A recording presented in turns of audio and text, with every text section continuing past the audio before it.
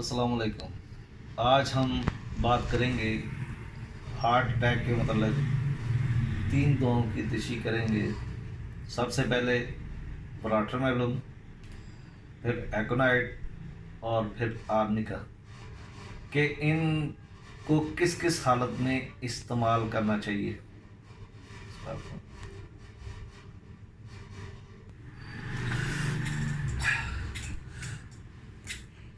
ऐसा मरीज होता है जिसे सख्त दर्द और साथ माथे पे ठंडा पसीना आए, ये है वोराट्रम एल्बम का पेशेंट। वोराट्रम एल्बम जब आपके पास एकोनाइट का पेशेंट आएगा तो वह ऐसे होगा।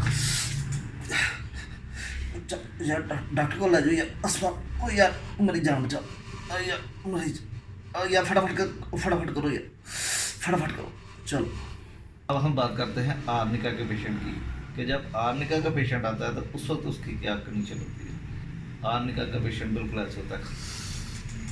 ओके क्या यार डॉक्टर को ले चली और नहीं कोई नहीं, ठीक हो जाता है इंशाल्लाह, कोई गल नहीं डॉक्टर, मैं ठीक हूँ।